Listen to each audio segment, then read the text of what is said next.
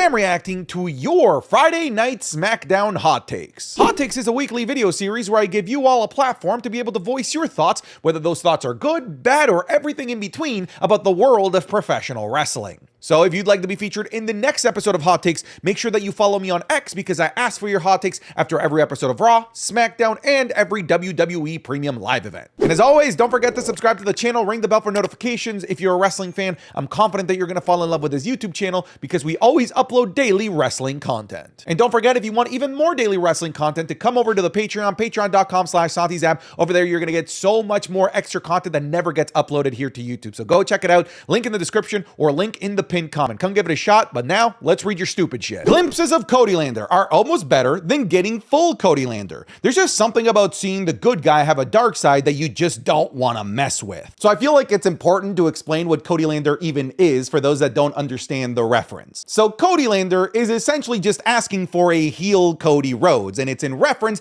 to the show The Boys, where there's a character called Homelander who in front of the cameras is the ultimate good guy. He saves everyone, the hero of humanity. He's the greatest PR machine that you could have, but behind the cameras, he's a giant, awful, evil piece of shit and the worst type of heel humanity could possibly witness. And that's what people want to see out of Cody Rhodes. A good guy that at any moment could, at the snap of a finger, become an overpowered, evil piece of trash. Here's the thing, I agree with you. I feel like glimpses of this version of Cody Rhodes are the way to go, mostly because I feel like a full-blown version of this Cody Rhodes is just never going to happen. I feel like when they say that Cody Rhodes has the John Cena schedule, they're talking about more than just the schedule. I feel like they're also talking about the role that he has within the WWE, which is to be the PR machine, to be the face of the company, to be the ultimate good guy. However, even in John Cena's ultimate babyface run, there were heels that brought the worst out of Cena, that made Cena at times go slightly heelish without ever becoming full-blown heel. And I feel like we could get that throughout Cody Rhodes' career,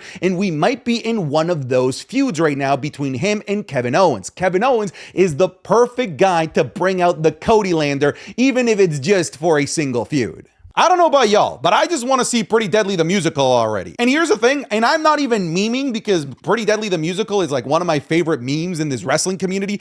I actually think that it's going to happen. It's one of my predictions for 2025. I think it's going to happen because we're now at like 3 straight weeks where they've brought back and referenced Pretty Deadly the Musical after this storyline had been put on ice for several months, it seems. I feel like within the next couple of months, they're going to upload the musical on YouTube and the world will be a much better place for it. Enough with the false cash-ins. It seems to be a weekly thing and it's dragging it out. I agree, but I think at this point, I'm also dragging out complaining about the Money in the Bank briefcase. I feel like this is the route that they want to go. I feel like it's a terrible route, but it is what it is. Look, I'm at the point where these fake cash-ins, where Tiffany's looking at the ring with the champion down, looking at the briefcase, I just groan. I roll my eyes. It doesn't work on me. It doesn't elicit this response of, oh, please, Tiffany, now is the time. No, the response that it's generating for me is like, here we fucking go again. And it seems to be the correct response because it seems to be the same thing over and over and over again. So this is probably the last time you're going to hear me complain about it. It sucks and I don't like it. Austin Theory is underrated and underutilized. He's a positive PR magnet and he's got one of the deepest bags on the roster. Should theoretically be in the world title or at least mid-card scene. I think it's past due for A-Town Down Under to break up. Theory needs to shine fast. I feel like Austin Theory fans are in for a good run here over the next couple of months. I kind of mentioned it with Pretty Deadly the Musical, and trust me, there's a connection between Pretty Deadly the Musical and the Austin Theory babyface turn,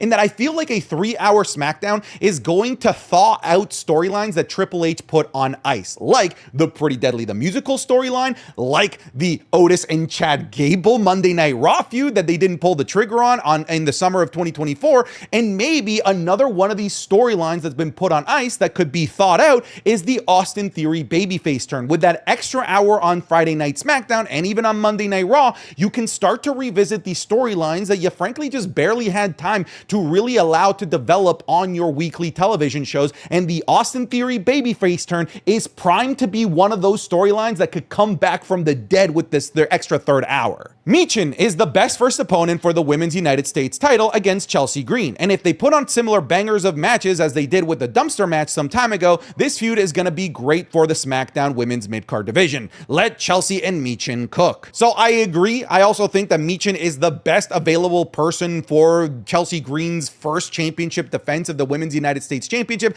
mostly because Michin and Chelsea Green were the two best developed women's mid-carders that the WWE has up to this point. I guess they're doing a better job at developing the rest of the mid-card, but now because they have to, because they've got mid-card champions. But as it stands right now, the two best developed women's mid-carders are Michin and Chelsea Green. I will say I felt like their match at Saturday night's main event was a significant downgrade from their fantastic dumpster match, so I want to see them dig into the bag of tricks that they had during the dumpster match, rather than just like a straight up one-on-one match that I don't really think delivered in terms of quality work at Saturday night's main event. It feels weird that Cody is back so much sooner than Randy, considering the fact that Cody's piledriver looked much more brutal than Randy's. Okay, but you want to cherry pick context. Your context that you're cherry picking is that the pile driver looked worse. Here's me cherry picking context as well, in that Randy Orton is the one that actually had like spinal issues before he got a pile driver delivered to him. So I feel like my context is stronger than your context. Randy actually has neck problems, actually has vertebrae problems in real life and in storylines. So it makes sense that a pile driver would keep him out for significantly longer compared to Cody Rhodes. I will say I felt like Cody Rhodes came back a little bit too early. It was refreshing to see a lot of the tag team division shown on SmackDown tonight, and not just the usual DIY and Motor City Machine Guns. So I think that this is the theme of today's video, which is this extra third hour is going to change everything for SmackDown, because now that you have this extra hour, you're not going to have to leave out one of your divisions on a weekly basis, because with 2-hour SmackDowns, when you look at all of the different types of divisions that they had, which was the main event, women's main event, tag team division, women's mid-card, and now of course the men's mid-card as well, usually a combination of one or two of those would have to get left out on a weekly basis. But now with a 3-hour show, every single major aspect of the show can actually get some time to shine, and the tag team division is poised to take a significant extra portion of time with that extra third hour, and setting it up by reminding you who's in this tag team division by showing you all of the different characters and the dynamics between the characters is a really smart thing to do before they actually have the extra hour to explore all of these storylines. So as a final 2-hour hoorah for the tag team division, this was actually brilliant. People completely overreacted, thinking that Melo was buried because of what happened with him and Braun. To me, it seems like WWE still has big plans for him. So I will raise my hand and I will point the finger at myself. I was 100% one of those people that overreacted. I thought that, oh no, sound the alarm, it's over for Carmelo Hayes. Carmelo Hayes is gonna get sent to NXT, gonna appear in TNA, and then gonna be in the Indies, and then he's gonna be the one putting the fries in the bag. But we're okay, all right? Sometimes even the coolest of wrestling fans overreact to things, and I definitely overreacted, because it looks like they've got something very clear and defined for Carmelo Hayes as well as Braun Strowman, because I'm really interested and honestly really entertained with everything that they've been doing over the past couple of weeks. Roman Reigns' road to WrestleMania is so unpredictable. He could face anyone like The Rock, Cody, Punk, Seth, Drew, even Kevin. So it is admittedly fascinating. The news of The Rock potentially not being available for WrestleMania 41 throws so much shit into disarray, because me, you, and so many other people basically had it locked in that it was going to be The Rock versus Roman Reigns at WrestleMania 41. And no one ever stopped to ask, what if it's not? Because what if it's not? What do you do with Roman Reigns? And like you said, there's so many different avenues that you could go with for Roman Reigns. I feel like the best one is probably Drew McIntyre, if not The Rock. So it is an unpredictable road right now until we know definitively whether The Rock is there or not for WrestleMania 41. It's going to continue to be up in the air for Roman Reigns. And frankly, I kind of like that. Jacob Fatu has next level aura. This guy comes face to face with anybody, pops an emote, and the crowd goes wild. Truly an immense talent, and will reach insane heights for sure. So everything that you're saying, I agree with. I think that Jacob Fatu's ceiling is ridiculously high, but it's just so funny how often WWE just gives us these glimpses, these reminders of, hey, remember this potential dream match that we could give you? And more often than not, it involves Jacob Fatu. And I never even considered the thought of Jacob Fatu versus Braun Strowman, but shit, yeah, dude, that's a match I absolutely want to see. This has to be like the 5th or 6th time that Kevin Owens will be in a world title match at the Rumble. It's a lot, and he's lost every single one, and I feel like he's going to lose this one as well. At the very least, I feel like it's going to be a fucking awesome match. A ladder match for the 2 titles. Woo! sign me up, baby. The way that they're treating Carmelo is fantastic. It's clear that they have a lot of confidence in him, always giving him segments or matches. I wouldn't be surprised if he wins a mid-card title or even Money in the Bank in 2025. So yeah, dude, the amount of like high profile matches, the amount of SmackDown main event matches that this dude gets, it's actually insane. I'd be willing to bet, and I have no stats to back this up, that he, out of all of the NXT call-ups, has gotten the most TV main events, more than Braun Breaker and Tiffany Stratton. I'm honestly willing to put money on that because this dude has had main events with pretty much everyone. He's main evented the show with now Sami Zayn, Randy Orton, Cody Rhodes. Like, this dude just has great matches anytime that he's given the opportunity to have a great match. And I feel like at some point, you gotta pay the man, whether it's with actual money or with on-screen rewards like Money in the Bank, championships, maybe even King of the Ring. I feel like 2025 is a huge year for Carmelo Hayes. I mean, of it is so cool. Oh, what the fuck? Oh, this is amazing. No fear from so sick. Oh. That, folks, was a sneak peek of this week's Wrestling is Cool Match Club, available exclusively on patreon.com/SantiZap. This week, we're going to be looking at an indie gem from 2016 between Rey Fenix and Will Ospreay. We're looking at the greatest squash match of all time, Goldberg versus Brock Lesnar at Survivor Series 2016. The legendary WWE Championship match between CM Punk and John Cena at Money in the Bank 2011. We're also looking at the unmasking of Kane and Johnny Gargano versus Tommaso Ciampa in the Cruiserweight Classic. You're going to be getting all of this, plus the Raw reviews, the SmackDown reviews, the Wrestling is Cool podcast 3 days early, the Undertaker WrestleMania watch-alongs that we're currently doing, and the Royal Rumble match watch-alongs that we're doing leading up to the Royal Rumble as well. So come check it out, patreon.com/SantiZap. The link will be in the description, or it will be in the pinned comment of this video. We upload daily on the Patreon, and all of the videos that go on there are videos that never get seen here on YouTube. So go check it out. I'm confident if you even try for 1 month that you're going to fall in love with it. But if you're already a patron, thank you so much for your support. You're the reason why I'm able to do this as a full-time creator, but let's get back to the video. I'm really looking forward to seeing what NXT call-ups will be on SmackDown after the transfer window closes. SmackDown definitely needs some fresh faces, and I think guys like Ethan Page and Wes Lee would fit in tremendously.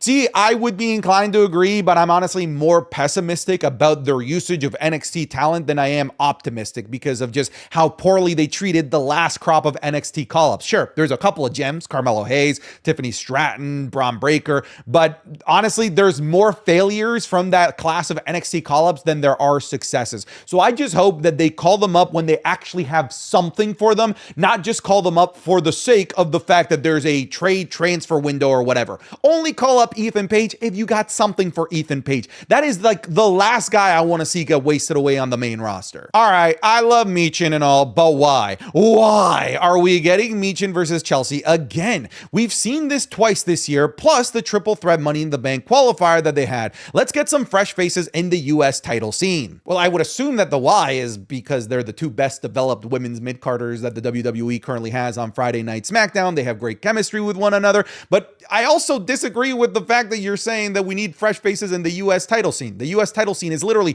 3 weeks old. And if you count the entire tournament, then there's been tons of faces in it. I feel like we need to get through this feud first because these are the two best, most viable first champions that this championship has to offer. So let's let them have out their first initial proper feud and then we can start to bring in new faces. But I don't feel like this division is starved for new faces at all. Mostly because the division's brand new. So Kevin Owens should win the ladder match at the Royal Rumble, and Randy should win the Royal Rumble, setting up Kevin versus Randy for the championship at WrestleMania 41. So I feel like under most circumstances, I'd be fine with this. Like the idea of Randy versus Kevin for the championship at WrestleMania 41 sounds great on paper. However, we're in a bit of a different era where unpredictable championship changes like this close to WrestleMania are just not something that will ever really truly cross my mind or something that I'll truly believe it until I actually see it. And that was part of the reason why that fatal four-way match at last year's Rumble between Roman, LA Knight, AJ Styles, and Randy Orton was so underwhelming because we just knew what the outcome was going to be.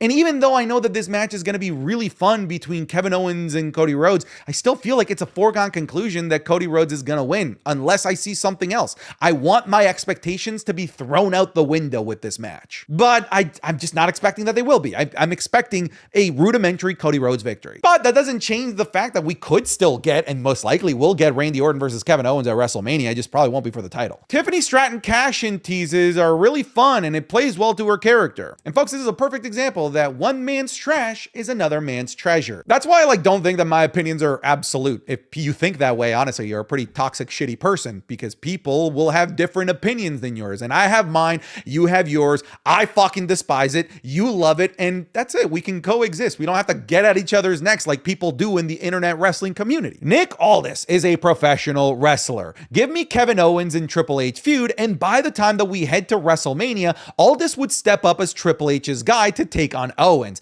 This could be a great in-ring debut for Nick Aldis. Just fantasy cooking. Holy shit. I love this. This is actually really great fantasy cooking. Look, so many people have been eagerly and patiently waiting for a Nick Aldis in-ring debut. And honestly, the way that this dude just described and fantasy booked, I feel like this is a brilliant way to get Nick Aldis in the ring, because there is very clear beef between Kevin Owens and Triple H, as we saw after Saturday night's main event, but that can't ever develop into a match. So I feel like the next best thing is the next authority figure that has problems with Kevin Owens, as we saw in this episode of Friday Night SmackDown, that being Nick Aldis, a guy that can still go in the ring, a guy that still looks like $1 million.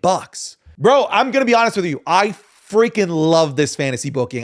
This is what I want to see. Bianca's and Bayley's quote, "We good," belittled years of feuds and stories between them. Yeah, but that already was belittled and destroyed and completely taken out back and shot in the back of the head when they teamed up for War Games. So that was already out the window, but it does create an interesting nuance. It does bring Bayley back into the equation, as maybe she was the one to attack Jade Cargill. Maybe it's to try and make you believe that it could have been Bayley or Naomi. I don't know. I just feel like her insertion into this now seems very conveniently timed as we go into a 3-hour SmackDown that I wouldn't be surprised where they reveal who attacked Jade Cargill. And I'm be honest, I feel like people are kind of good with moving on from babyface Bayley. A heel Bayley could be interesting again. Will anything big happen at the first 3-hour SmackDown? I feel like even with this, we're still just waiting for Netflix. So I think that it could, and mostly because I feel like there is going to be competition in some regard between Netflix and the USA Network. I know that people outside of the United States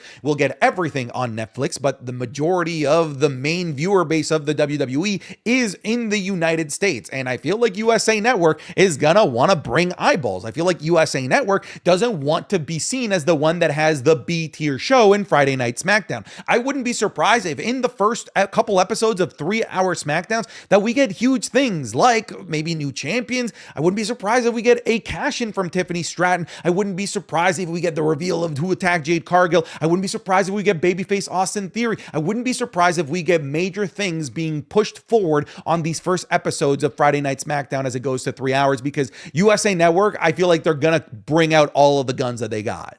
All right, folks, thank you so much for watching this episode of Hot Takes. I'll see you guys in the next one. Take care. Goodbye. Get out of here.